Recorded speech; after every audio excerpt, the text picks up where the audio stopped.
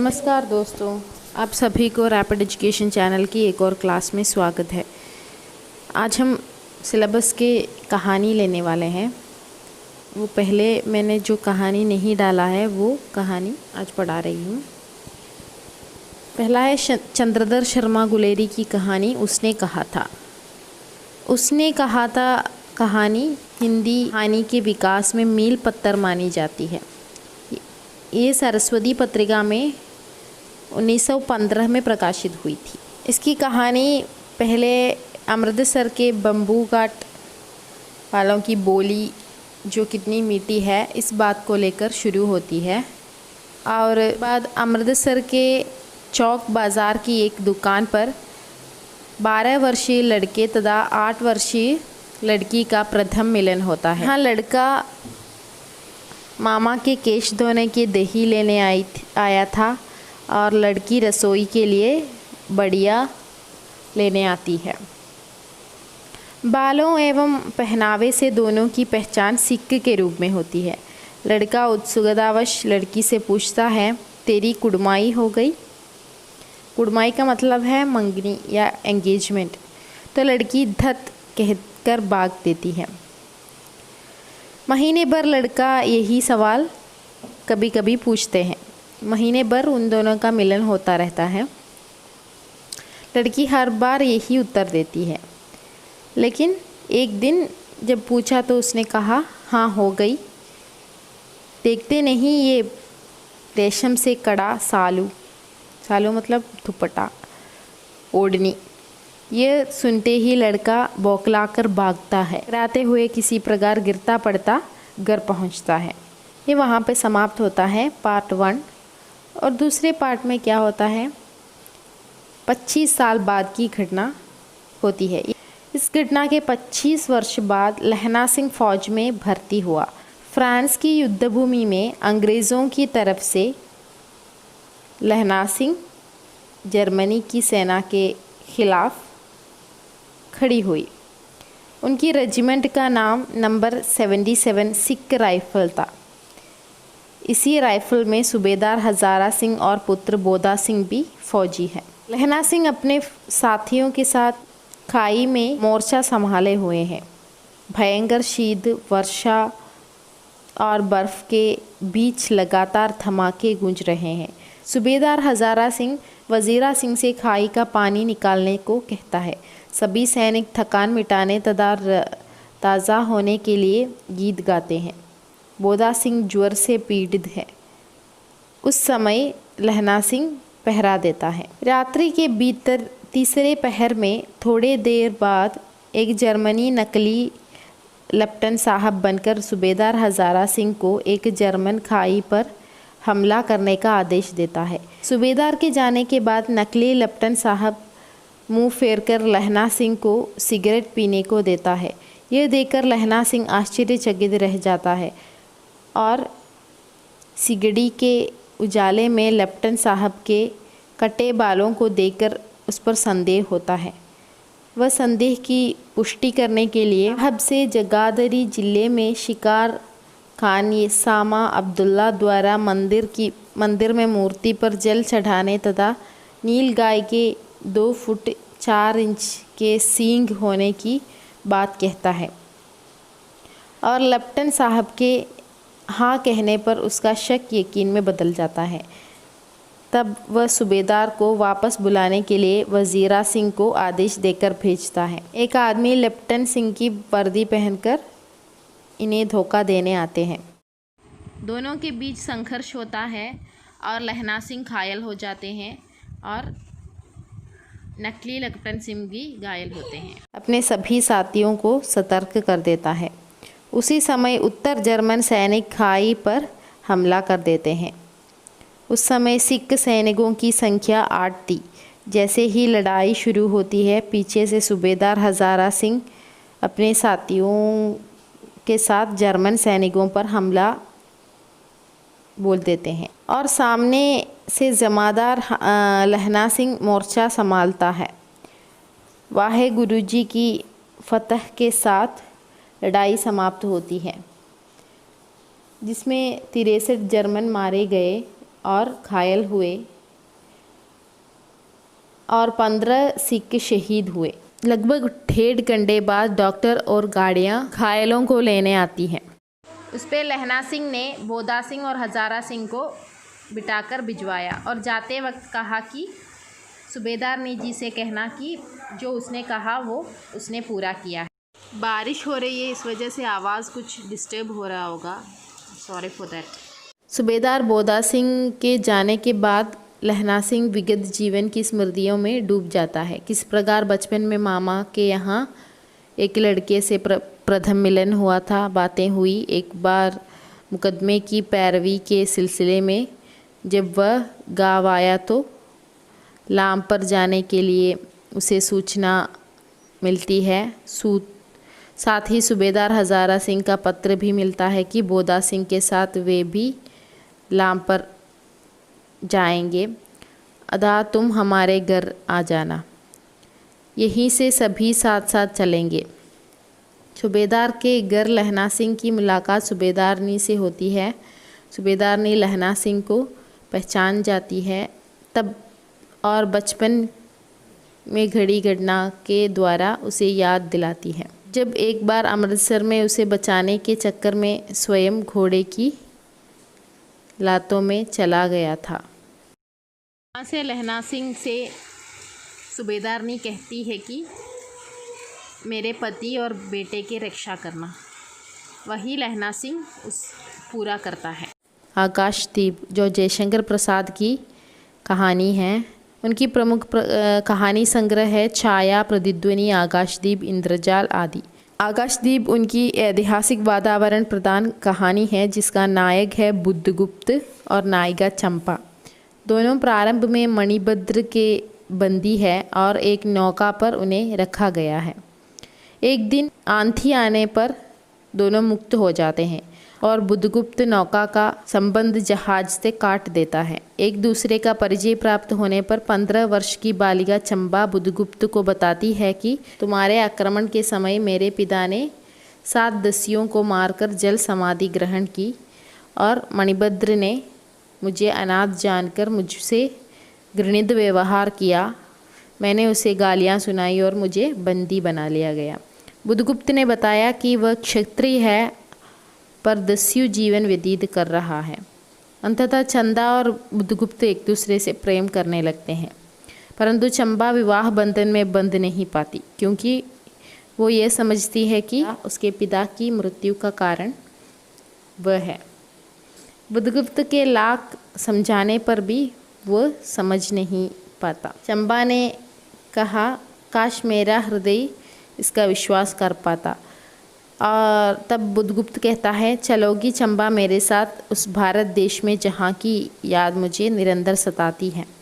आज हमारा विवाह है और कल ही हम समुद्री जहाज़ों को लेकर देश के लिए निकल पड़े। पर चंबा ने कहा प्रिय नाविक तुम देश में चले जाओ और मुझे यही इस द्वीप में रहने दो। यहाँ के निवासियों की सेवा करने के लिए मैं तत्पर हूँ। बुद्धगुप्त ने कहा तब मैं अवश्य चला जाऊंगा, परंतु तुम यहाँ अकेली रहकर क्या करोगी? उसने उत्तर दिया तुम्हारे बनवाए एक प्रकाश स्तंभ पर दीप जलाकर समुद्र में अपने माता पिता की समाधि खोजूंगी। दूसरे दिन उसने देखा कि महाजल व्याल के समान नावों का एक भेड़ा समुद्र में भारत की ओर जा रहा है। यही कहानी समाप्त होती है। वसुधा चंबा जिससे प्रेम करती है उसी से घृणा भी करती है। इस प्रकार प्रेम और घृणा के अंतर द्वंद्व को इस कहानी में बखूबी दर्शाया है।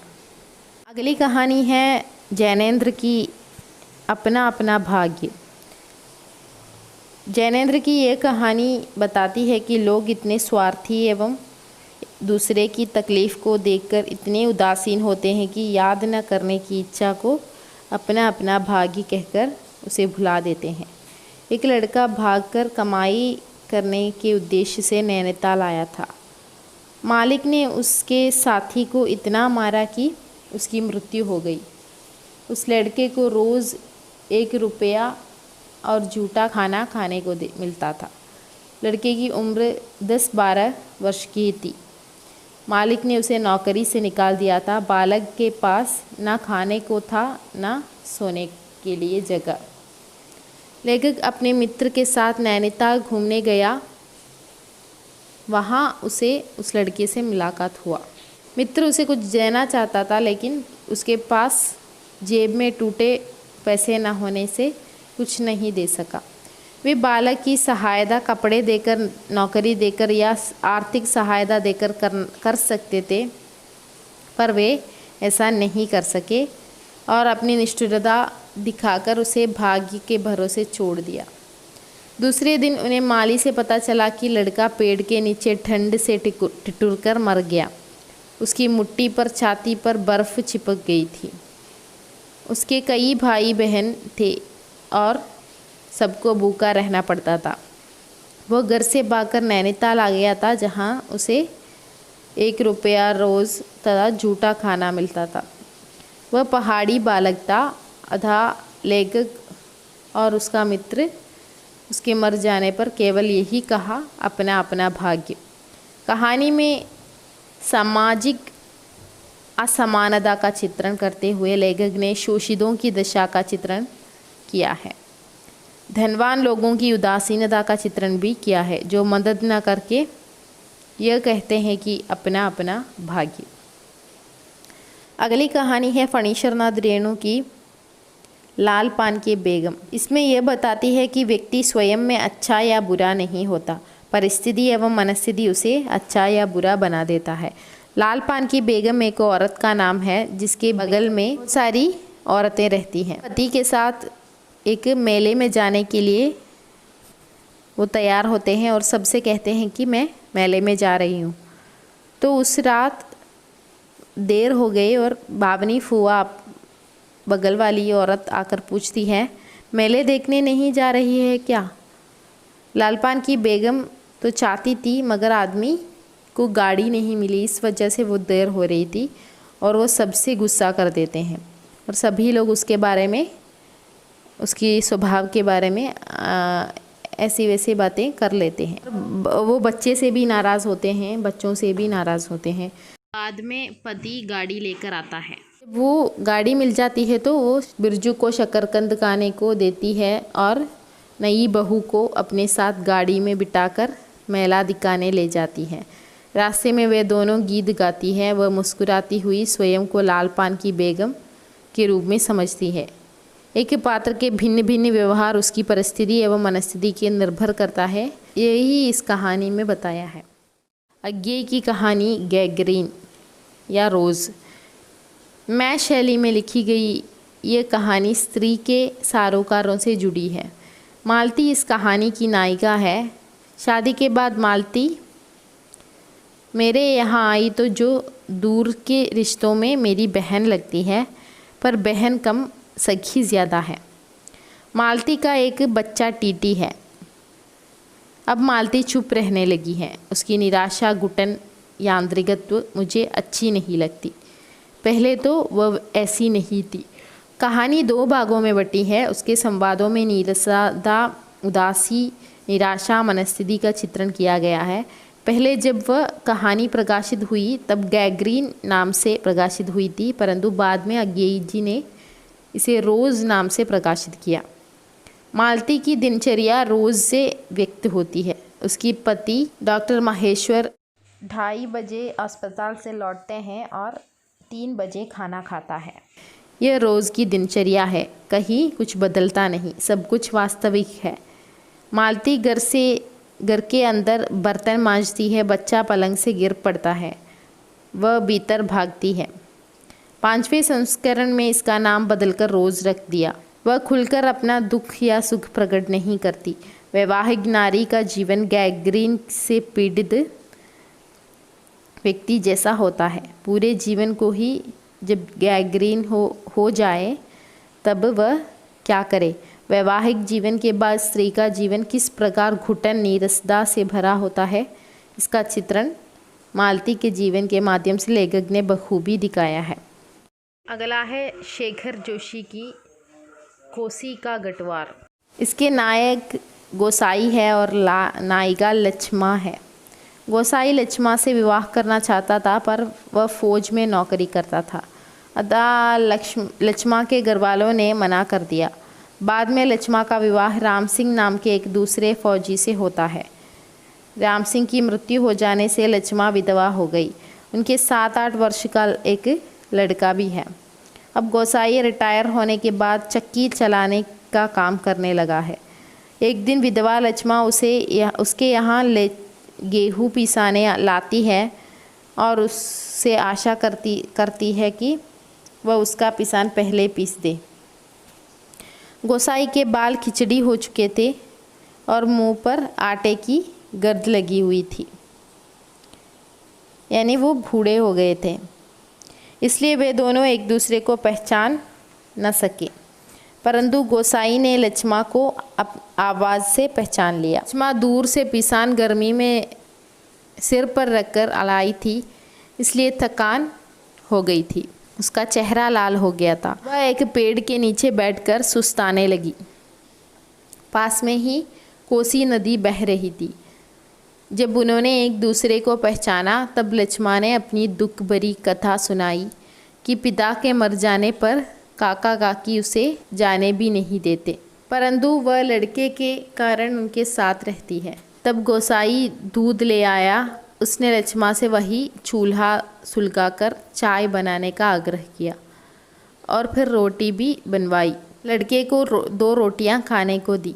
तथा गोसाई को पता चल चुका था कि लक्ष्मा वहाँ बहुत दुखी है। उसने कहा कि लोग सच कहता है कि औरत की बनाई रोटी में स्वाद ही कुछ और होता है। तथा दोनों एक साथ रहने लगते हैं और कहानी समाप्त होती है। इस कहानी पर फिल्म भी बन चुकी है। अगली कहानी है कृष्णा सोबती की सिक्का बदल गया। यह भारत विभाजन की त्रासदी पर आधारित मार्मिक कहानी है। इसमें विभाजन के काल में हिंदू मुसलमानों के बीच सदियों से चले आ रहे भाईचारे के संबंध जो टूट रहे हैं उसके बारे में जिक्र हुआ है। एक मुस्लिम गांव में हिंदू जमींदार की विधवा शाहनी अकेली रहती है। शाहजी की मृत्यु हो चुकी है और पढ़ा लिखा लड़का उसके साथ गांव में नहीं रहता। चिनाब नदी में वह प्रतिदिन पाँव फटने से पहले जाकर नहा कर आती है और जब वो लौट रहे हैं तो दूर दूर तक फैले हुए उसके फसल, उसके जो खेत को देखकर वो सोच रहे हैं कि ये सब तो अपने ही है। लेकिन घर पहुंचने के बाद उसे एहसास होता है कि अब वक्त बदलते ही सिक्का बदल गया, राज बदल गया और लोगों की भावनाएं करवट लेती हैं। ना चाहते हुए भी शाहनी को पुलिस के साये में हवेली छोड़ना पड़ रहा है। उसने जो पास में रहता था शेरा और हसीना, शेरा को उसने बचपन से ही पाला था और फिर भी शाहनी के लिए वो भी आवाज़ नहीं उठाते। उसे भी शाहनी वहाँ रहना नहीं है। गांव के जो सभी लोग हैं वो सब उसके एहसानों से दबे हुए हैं। उसने सबकी मदद की है। शाहनी हवेली की ड्यूटी से बाहर हो गई। बड़ी बूढ़ियों की आंखें चलचला गई। हवेली की अंतिम बार देखकर शाहनी ने हाथ जोड़ लिए, यानी वो पाकिस्तान के क्षेत्र में जा चुका है। वो मुसलमान देश बन चुका है, वहाँ पे शाहनी नहीं रह सकते। रात को शरणार्थी कैंप में ज़मीन पर लेटे आहत मन से सोच रही थी, राज पलट गया है, सिक्का क्या बदलेगा, वह तो मैं वही छोड़ आई। सिक्का तो उस देश का बदला है, यहाँ की सिक्का तो नहीं बदला। वो कह रहे हैं कि उसने वहाँ से निकलते वक्त कुछ भी हाथ में नहीं लिया, खाली हाथ ही वहाँ से आया था। लोग कह भी रहे थे कि कुछ तो ले लो, आप अकेले जा रहे हो तो ज़रूरत पड़ेगी, लेकिन उसने कुछ भी नहीं लिया और वहाँ से निकल गया। कहानी का चरम क्षण वही है जहाँ शाहनी आसपास के लोगों से विदा लेती है। सभी उसके एहसान तले दबे हैं, किंतु हिंदू मुसलमान भाईचारे में आई दरार शाहनी की कृतज्ञता को भूल देती है। भावनाओं को कुचले जाने की गंध पूरी कहानी में है। बाहर से अच्छा व्यवहार पर अंदर से उबलता आक्रोश इसमें साफ पढ़ा जा सकता है।